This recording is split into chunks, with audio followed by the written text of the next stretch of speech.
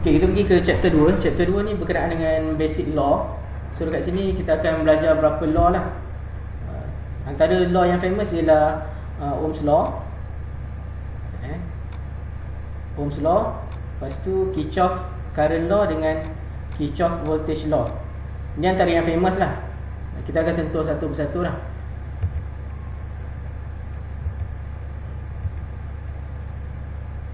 Okay, so ni content untuk chapter 2. Hari ini dan esok kita akan sentuh 2.1 sampai 2.4. Yang 2.5 sampai 2.6 ni minggu depan.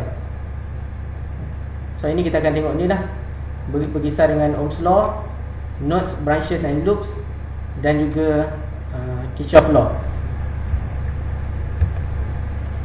Okay, so ni just gambar lah.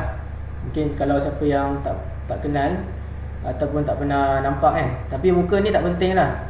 Ni just untuk awak tahu je lah. Dalam exam pun kita tak tanya ni siapa kan, ni siapa tak ada lah. So ni Ohm's law tu datang daripada ni lah, bersempena nama George Simon Ohm. Kemudian Kirchhoff daripada Gustav Robert Kirchhoff. Kemudian Ampere daripada yang ni. Kemudian ada Volta. Kemudian Edison. Biasa dengar tak Edison? Thomas Edison. So Thomas Edison ni yang menciptakan lampu lah. Dia buat percubaan beratus-ratus, saya rasa beribu percubaan, dan akhir sekali dia dapat hasilkan lampu lah, lampu yang kita guna sekarang ni. Kemudian seorang lagi ialah Nikola Tesla. Biasa dengar Tesla ke?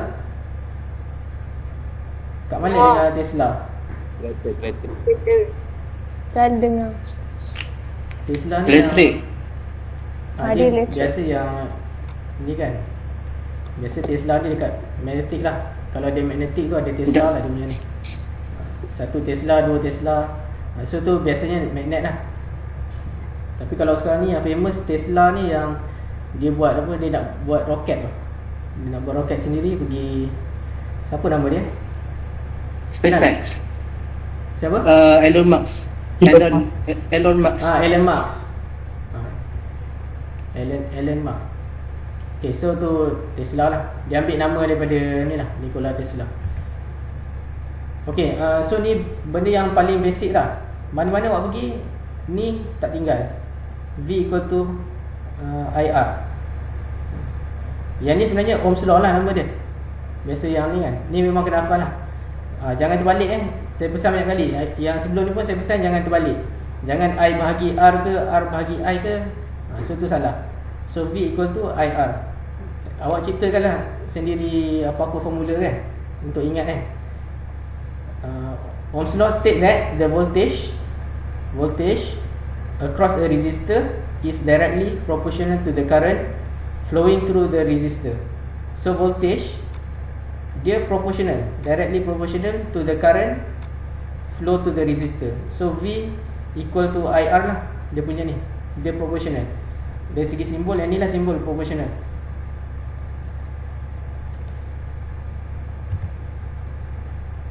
Okay,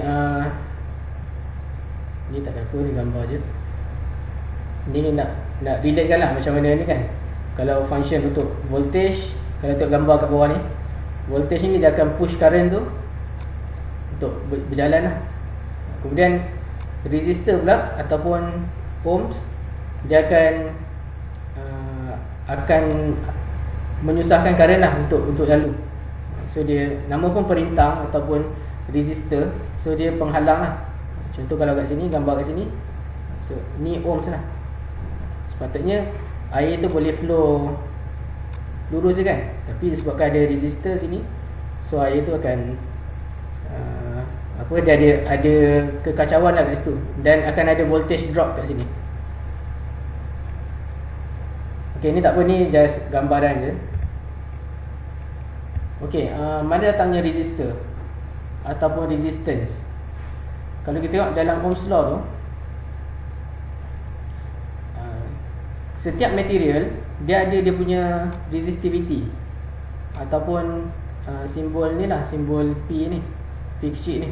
So setiap material dia berbeza, dan setiap perbezaan tu akan hasilkan resistor yang berbeza. Kalau contoh konduktor yang contoh konduktor, so resistor dia adalah rendah. Tapi kalau dia bukan konduktor yang baik, so resistor dia tinggi. So kalau kita nak kirakan berapa resistor dia sama dengan yang ni ialah dia punya constant ataupun resistivity. Dia bergantung pada material lah. Setiap material ada dia punya value sendiri. Kemudian kalikan dengan L. L ni ialah length ataupun kepanjangan material tu. Dan kemudian bahagikan dengan A. A ialah keratan rentas. Keratan rentas untuk inilah, untuk material tu lah. So awak bayangkan ni, katakan copper. Bayangkan dia copper. So dia ada berapa panjang dia? Panjang dia, lepas tu dia punya area dia, cross sectional area, dan juga resistivity dia akan berkait dengan berapa jumlah resistor yang dia akan bagi. Okay, so kalau tengok sini, good conductors such as copper and aluminium have low resistivities. So dia punya resistivity rendah lah. Biasanya untuk resistivity rendah. Insulator such as mica and paper, ni penebat lah, insulator ni have high resistivity. So dia punya, kalau insulator dia punya R tinggi, kalau good conductor R dia rendah. Even R ni boleh sampai infinity. Kalau yang ni dia menghampiri kosong lah. Kalau resistor yang rendah dia menghampiri kosong. Kalau resistor yang tinggi menghampiri infinity. Kalau infinity ni dia tak boleh lepas langsung. Contoh kalau infinity, kalau macam ni lah, kalau resistor dia kat sini, katakan R kat sini, dia dikira infinity. Sebab current daripada sini dia tak boleh nak flow ke bawah, sebab ada insulator kat sini. Katakan awak letak kayu kan, kayu pun insulator juga. So resistivity dia menghampiri infinity lah, sangat-sangat tinggi lah. So dia jadi sangat tinggi sebab constant untuk insulator biasanya memang tinggi. Contoh kalau kayu kan, so kalau P ni memang tinggi, so resistor dia pun tinggi. So dia akan jadi open circuit lah, open circuit kat sini. Tapi kalau sebaliknya, kalau R dia rendah, kalau P dia rendah, constant dia rendah, contoh macam metal, copper ataupun aluminium, so dia punya constant rendah, R dia pun rendah, R menghampiri kosong, dia menghampiri short circuit. Dia macam ni lah, menghampiri short circuit. Okay, boleh setakat ni. So yang ni kita panggil close circuit. Yang ni open circuit. Dia open sebab dia tak bersambung, dia punya ni. Dia close sebab dia bersambung tadi. So kalau close circuit, dia litar tu complete lah. Kalau open circuit, litar tu dia tak complete. So kalau kita letak lampu kat sini, so kalau kita letak lampu kat sini, lampu ni tak menyala. Kalau kita letak lampu kat sini, so lampu ni akan menyala sebab dia close circuit. So kalau yang ni tak menyala lah. Contoh kita letak kayu kat sini kan, letak kayu sini, kenapa dia tak menyala? Dia tak menyala sebab resistance dia tinggi. Resistance dia kenapa tinggi? Sebab dia punya constant untuk material kayu tu tinggi. So bila tinggi, resistance terlalu tinggi, current tak dapat lepas, so dia akan jadi open circuit. Bila open circuit, circuit ni tak lengkap dan lampu ni tak menyala. Berbanding dengan sebelah kanan ni, kalau kita letakkan sini, katakan aluminium lah, letak aluminium, kenapa dia menyala? Sebab aluminium ni dia punya constant rendah, kemudian resistor dia rendah. Bila resistor rendah, current sini dia lepas untuk lalu ke sini. So bila circuit dia complete, so lampu ni akan menyala lah. Okay, so far boleh Boleh. Okey, doktor. Okay, kita tengok contoh resistivity. Kita tengok contoh kalau silver. Kalau silver 1.64 10 negatif 8. Ni memang sangat rendah lah. Value dia kalau masuk kalkulator 0.0000164. So dia konduktor yang baik lah, sebab resistivity dia sangat rendah. So dia jadi konduktor yang baik lah. Kalau kita tengok yang contoh glass ataupun kaca kan, 10 kuasa 12. So ni value dia sangat besar. Even kertas pun 10 kuasa 10, sangat tinggi dia punya ni. So jadi dia insulator lah ataupun penebat. Kalau semikonduktor ni dia tengah-tengah lah. Dia tengah-tengah. Kalau tengok silikon, germanium, carbon, so dia semikonduktor lah kalau kat sini. So dia tengok juga, mungkin tak lepas, mungkin lepas. So dia bergantung lah pada karbon pun banyak jenis karbon, germanium pun ada banyak, silikon pun sama. So dia mungkin ada yang lepas, mungkin ada yang tak lepas. Tapi kalau konduktor biasanya akan lepas lah, circuit tu akan complete. Okay, kita masih lagi dalam Ohm's law. Kalau kita tengok kat sini, unit of resistance is named ohm. So kalau resistor ni unit dia dalam ohm lah. A conductor designed to have a specific resistance is called a resistor. Kadang-kadang dia pakai resistor lah kalau dia specific resistance. Kemudian the voltage across a resistor, yang ni voltage directly proportional to the current flowing to the resistor. Ni yang tadi lah dia punya ni. Kalau tengok yang belakang tadi, yang ni kan dia berbalik kepada dia punya definition asal. Voltage across a resistor is directly proportional to the current through the resistor. So voltage dekat resistor tadi sama dengan current kalikan dengan resistor, value of resistor yang ada kat situ. So kat sini, so V equal to current yang lalu sini, I ni kalikan dengan R. Okay, so yang ni kalau berubah-ubah lah. Kalau current dia tak berubah, dia akan jadi macam ni. Ni kalau voltage dia ataupun current dia, katakan current dia tak berubah, macam ni kan. So kita pakai equation yang bawah ni. Tapi kalau berubah-ubah, kalau current tu dia berubah dengan masa, so kita dah tak boleh pakai yang ni dah. Kita pakai VT equal to RIT. So current ni berubah, katakan current ni kat sini tinggi, maksimum, so voltage dia akan jadi maksimum lah. Kalau current dia kat sini kosong, katakan kosong, so V dia akan jadi kosong lah. So dia berubah-ubah lah. Yang ni untuk kalau tak constant lah.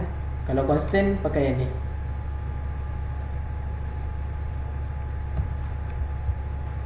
Okay, boleh Okay, pay careful attention to the current direction and voltage polarity. Direction ni penting, direction current ni penting, dan juga voltage polarity, plus minus. Yang ni current ni direction dia. So yang tu penting, sebab kalau awak salah nanti value awak lari. Kemudian direction of current I and the polarity of voltage V. Direction of current and polarity of voltage must conform with the passive sign convention. Nanti kita tengok passive sign convention. Kemudian current flow from higher potential to a lower potential in order for V equal to IR. So dia akan sentiasa, current ni akan sentiasa daripada positif akan pergi ke negatif. Contoh kat sini, kita tengok kat sini, Kalau bateri ni bahagian positif lah, ni bahagian negatif. So kita kena check dulu dia punya polarity. Kemudian current akan lalu daripada sini, daripada positif ni dia akan pergi ke negatif.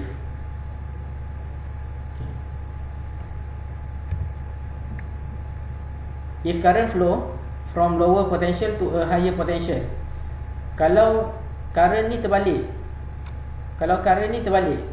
lower to higher. Contoh macam ni, positif ni negatif kan. Positif ni higher lah, ni positif ni higher, ni lower. Katakan dia terbalik, daripada lower pergi ke higher. So current kat sini akan jadi negatif. Kalau yang sebelah sini, sebelah kiri ni current dia positif, yang sebelah kanan ni current dia negatif, sebab dia direction dia terbalik.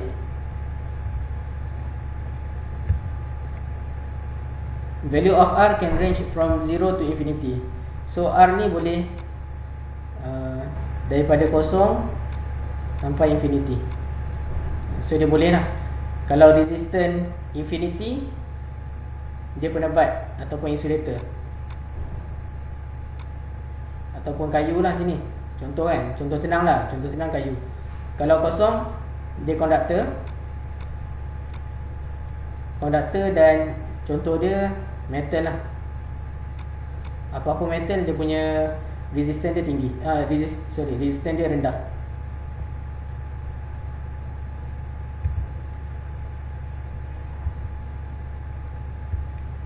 Okey, kita masih lagi dekat open circuit and short circuit.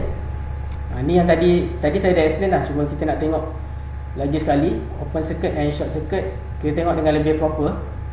An element with R equal to 0, R equal to 0, dia menghampiri insulator lah. R equal to 0, konduktor dan juga metal lah. Is called short circuit. Bila R rendah, short circuit, so voltage pun akan jadi kosong. Bila R ni dah kosong, so bila I apa-apa value kalikan dengan kosong, akan jadi kosong jugalah. So bila short circuit, voltage dekat situ sama dengan kosong.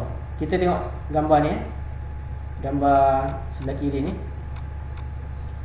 Katakan sini short circuit. Short circuit, resistor dia rendah. So voltage kat sini akan jadi kosong. Walaupun current ni ada value, voltage akan jadi kosong sini. A short circuit is a circuit element with resistance approaching 0. R infinity is known as an open circuit. Kalau R dia dekat sini, R dia infinity. Kalau R infinity, so current pula yang kosong. Kan, current tak boleh lalu. Bila current tak boleh lalu, current kat sini kosong. I sama dengan kosong. V pun akan jadi kosong juga. V equal to IR. Kalau kosong kali dengan infinity, akan jadi kosong jugalah. Okay, so tu dia punya karakteristik lah. So yang penting awak boleh relate. Kalau short circuit, current ada value. Kalau open circuit, current dia kosong. Short circuit, resistor kosong. Open circuit, resistor infinity. Okay, boleh